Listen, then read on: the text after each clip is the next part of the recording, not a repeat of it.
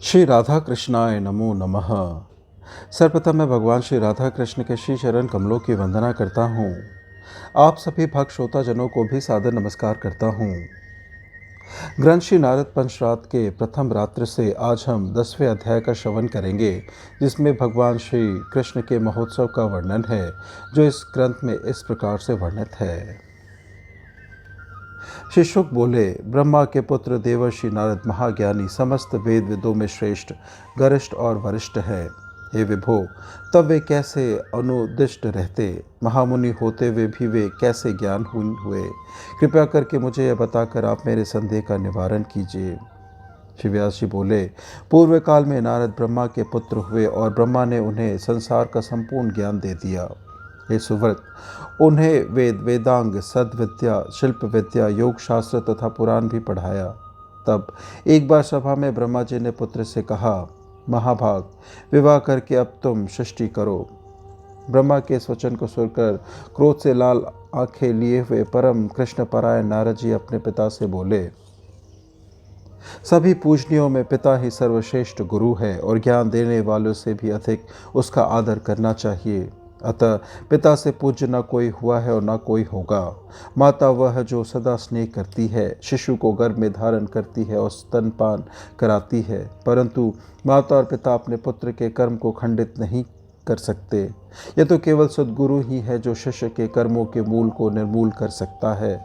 ज्ञान देने के कारण वह गुरु होता है। ज्ञान मंत्र तंत्र तन्मय होता है और वही तंत्र मंत्र है जिससे कृष्ण भक्ति उत्पन्न होती है। जिसका मन श्री कृष्ण से विमुख होकर विषय उन्मुख हो जाता है, वह मूढ़ नराधम मानो अमृत को छोड़कर विष का भक्षण करता है। वही गुरु, वही पिता, वही माता, वही पति तथा वही पुत्र वंदनीय है, जो कर्मों के मूल का उन्मूलन करने वाली हरि भक्ति प्रदान करते हैं। हे तात, श्री कृष्ण का भजन सर्व मंगलों का मंगल कारक और कर्म भोग रूपी रोगों की औषधि तथा उनका विनाशक है। अहो, आश्चर्य है कि जगत के विधाता तथा धर्मोपदेशक की यह बुद्धि है कि वह स्वयं माया मोहित होकर दूसरों को भी भ्रष्ट कर रहा है। विष्णु भगवान ने आपको मोहित करके सृष्टि सृजन के कार्य में लगा दिया है। उन्होंने अत्यंत दुर्लभ अपना दास्य और अपनी भक्ति आपको नहीं दी है। जिस प्रकार क्षुधा निवारण के लिए माता अपने पुत्र को मोदक दे देती है, किंतु बालक नहीं जानता कि वो मोदक कैसा है, अथवा बालक की वंचना करके उसे मीठा द्रव्य देकर जिस प्रकार उसका पिता काम करने के लिए अन्यत्र चला जाता है, उसी प्रकार विष्णु ने आपको भी मोहित किया है। संसार रूपी कूप में आप विष्णु से प्रेरित होकर पतित हुए हैं, किंतु आपका इस प्रकार पतन उचित नहीं है। इसके विपरीत आपका उद्धार हो अभिशप्त है। वही गुरु ज्ञानी और बलवान है जो संसार सागर के शिष्य का उद्धार करता है। जो गुरु स्वयं अशुद्ध और दुर्बल है, वह कैसे उद्धार कर सकता है? कर्तव्य को न जानने वाले प्रमादी और उन्मार्गगामी गुरु का परित्याग कर देना चाहिए। वह गुरु परम वैरी है जो सन्मति नहीं देता। सतिशय उसे नमस्कार करके ज्ञान देने वाले गुरु के पास चला जाता है। संसार के विषयों से उन्मुक्त गुरु अपने कर्म में दुखी होता है तथा दुर्बल गुरु दुर्वार को पिता के ऊपर डाल देता है। नारद के वचन को सुनकर क्रोध से आरक्त लोचन और तमोगुण से कंपित हुए ब्रह्मा जी बोले, हे पामर, तेरा ज्ञान भ्रष्ट हो जाए। तू स्त्री से जीता जाने वाला हो जा, तू गंधर्व होकर उनमें भी अत्यंत कामी हो जा। तो तत्काल 50 कामनियों के पति हो जा और उसी प्रकार सतत उन सब के वशीभूत रह, जिस प्रकार मृग स्त्रियों के हाथ का खिलौना बन जाता है। रे नारद, तू श्रृंगार शूर तथा स्थिर यौवन हो जा, निरंतर उन युवतियों का प्रिय बना रहे। 1 सहस्र दिव्य वर्षों तक तू निरंतर काम में बाध्य होकर निर्जन रम्य वनों में अकेले क्रीड़ा करेगा। सहस्त्र वर्ष के अंत में मुझसे अभिशप्त हुआ तू अपने कर्म में विप्रदासी शूद्रा के गर्भ से जन्म लेगा, इसमें कोई संशय नहीं है। इसके बाद वैष्णव संसर्ग से तथा विष्णु के उच्छिष्ट भोजन से, विष्णु मंत्र के प्रसाद से और विष्णु की माया से विमोहित हो जाएगा। पिता के वचन को सुनकर नारद मुनि क्रुद्ध हो गए और उन्होंने भी पिता को शीघ्र ही यथेशप्त दारुण शाप देते हुए कहा, हे दुष्ट, तू अपूज्य हो जा। तेरे मंत्र का उपासक कहाँ से होगा? अगम्य गमन कि तेरी इच्छा होगी, इसमें कोई संशय नहीं है। नारद के शाप से जगत के सृष्टा व ब्रह्मा अपूज्य हो गए। प्राचीन काल में वे अपनी कन्या के रूप को देखकर उसके पीछे दौड़े और सनकादिक ऋषियों से अभिभष्टित होने के कारण उन्हें अपने देह का त्याग कर दिया। कामयुक्त लज्जित ब्रह्मा ने पुनः दूसरा शरीर धारण किया। तदंतर वह नारद अपने कमलोद्भव पिता को नमस्कार करके विप्र देह का त्याग करने के बाद गंधर्व बन गए। नवयौवन काल से बलवान और मदोन्नत होकर उन्होंने चित्ररथ की 50 कन्याओं का बलात् हरण कर लिया और एकांत में उन सबसे गंधर्व विवाह किया। अपने सुंदर स्वामी को देखकर वे कन्याएं मूर्छा को प्राप्त हुई। माता पिता तथा भ्राता को भूलकर वे सब कामयुक्त कामिनियां इस कामुक नारद के साथ रमन करने लगी। रम कंदराओं में रम्य सुंदर मंदिरों में एकांत, पर्वत पर्वत पर तथा कानन कानन में, पुष्पोद्यानों में, तरुद्यानों में, नदी नदी के तट पर, उत्तम सरोवरों पर, श्रेष्ठ चंद्र सरोवरों में, सुरेश के निकट, सुभद्र तटों पर, पुष्पित परिजात वृक्षों से मनोहर अगम्य तथा महाघोर गंधमादन के गहरों के भीतर, पुष्प वायु से सुगंधित स्थानों पर, चंदन युक्त मलय पर्वत के रम सुगंधमय निलय में चंदनोक्षत तथा सर्वांग में चंदन लगाए हुए, कामी के साथ चंदनाक्त रम्य चंपक शैयाओं पर मुस्कुराती हुई वे कामनियाँ उस कामुक और सस्मित पति के साथ रमन करती हुई रात दिन नहीं जान पाती थी।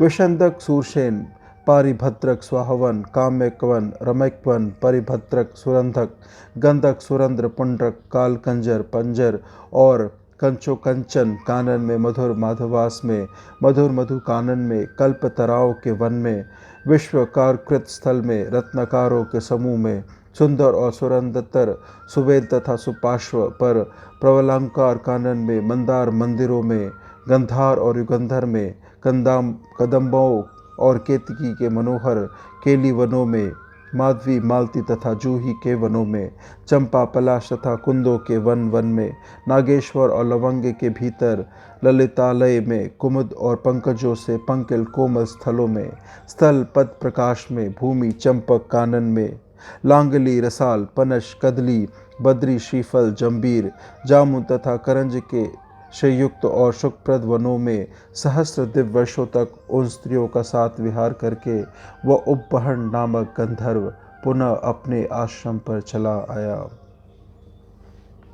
फिर विधाता ब्रह्मा के आह्वान को सुनकर वह पुष्कर चला गया। वहां उसने रत्नों के सिंहासन पर बैठे हुए ब्रह्मा को देखा।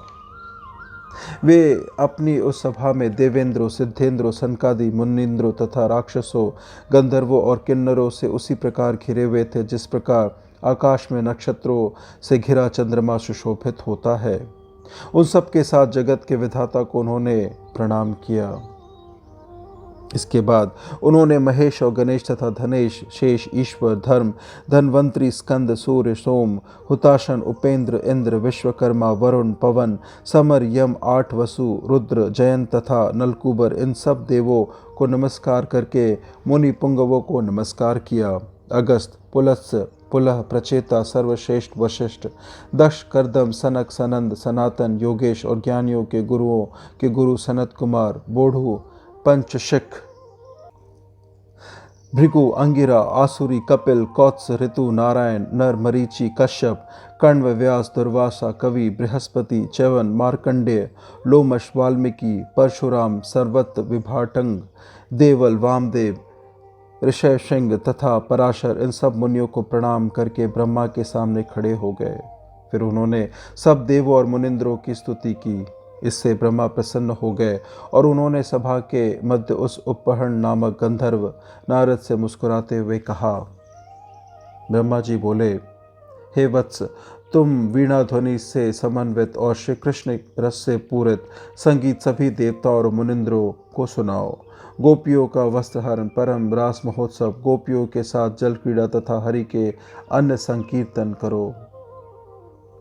श्री कृष्ण का कीर्तन श्रोता और वक्ता को उनकी 7 पीढ़ियां सहित श्रुति मात्र से पवित्र कर देता है। हे वत्स, जहाँ पर भी उनके नाम और गुण का कीर्तन होता है वहाँ सभी तीर्थ, पुण्य और मंगल उपस्थित हो जाते हैं।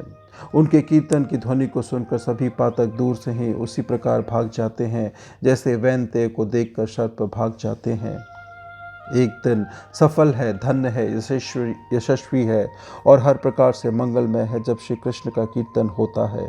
ऐसे स्थान पर आयु का क्षय नहीं होता।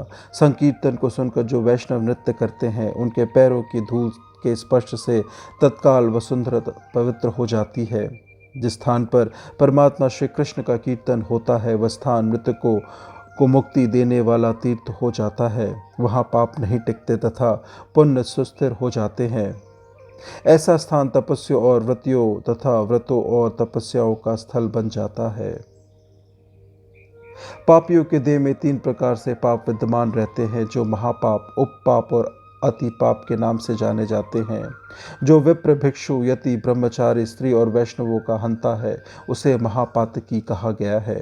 भ्रूण हत्या करने वाले, गौ हत्या करने वाले, शूद्र हत्या करने, कृतघ्न, विश्वघाती तथा विडभोजी से उपातकी कहे गए हैं। जो अगम्यगामी है तथा देव और ब्राह्मण की संपत्ति का हरण करने वाले हैं उन्हें वेदविदों ने अति पातकी कहा है।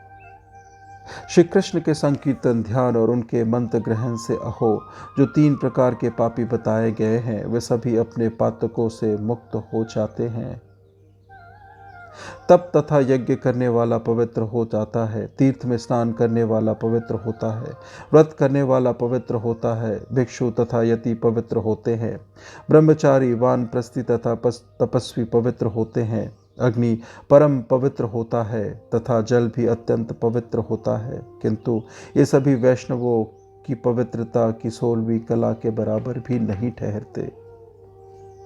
जो नित्य प्रति विष्णु के पादोदक का उच्छिष्ट खाते हैं तथा जो नित्य शालिग्राम शिला का दर्शन और उसका पूजन करते हैं वे भक्त भारत में जीवन मुक्त तथा धन्य है। वे पग पग पर अश्वमेघ का फल निश्चित रूप से प्राप्त करते हैं। तीनों लोकों में वे किसी से भी पराजित नहीं होते। उनके चरण रज से तीर्थ तथा वसुंधरा दोनों ही पवित्र हो जाती है। उनके दर्शन संस्पर्शन की देव तथा मुनिगण भी इच्छा करते हैं। उनके जन्म मात्र से सहस्त्र पुरुष पवित्र हो जाते हैं। ये कहकर ब्रह्मा जी शांत हो गए। देव तथा मुनिगण भी यह सब सुनकर आश्चर्य मग्न हो गए। इसी बीच वहाँ पर विद्याधारियों आ गई। अनेक प्रकार के गंधर्व नृत्य करने लगे, किन्नर गाने लगे। रंभा, उर्वशी, धृताची, मेनका, तिलोत्तमा, सुधामुखी, पूर्णचिति, मोहिनी, कलिका, चंपावती, चंद्रमुखी, पद्मा, पद्ममुखी ये सब तथा अनेक अन्य स्थिर यौवना, बृहत नितंबा तथा शोणी वाली स्तन भार से किंचित नत मुस्कुराते हुए प्रसन्न मुक्त तथा कामार्थ अप्सराएं वहां आई। वे दज्ञ तथा मूर्तिमान चारों वेद, ब्राह्मण, भिक्षु, सिद्ध, यति तथा ब्रह्मचारी आए। मंद, दैवज्ञ, स्तुति पाठक, लक्ष्मी, सरस्वती, दुर्गा, सावित्री, रोहिणी, रति, तुलसी, पृथ्वी, गंगा, स्वाहा, यमुना, वारुणी, मनसा, इंद्राणी आदि सभी देव पत्नियां, मुनि पत्नियां तथा हर्षयुक्त गंधर्वया वहाँ उपस्थित हुई। अहो कितना आश्चर्यमय महोत्सव था। परमानंद से पूर्ण मन वाले सभी लोग पुष्कर तीर्थ में एकत्र होकर उस विचित्र ब्रह्म सभा में आ गए। इस प्रकार से ग्रंथ श्री नारद पंचरात्र के प्रथम रात्र के 10वें अध्याय की संपन्नता होती है। श्रवण करने के लिए और अपना बहुमूल्य समय देने के लिए आपको धन्यवाद। त्रुटियों के लिए क्षमा प्रार्थी हूँ। श्री राधा कृष्णाय नमो नमः।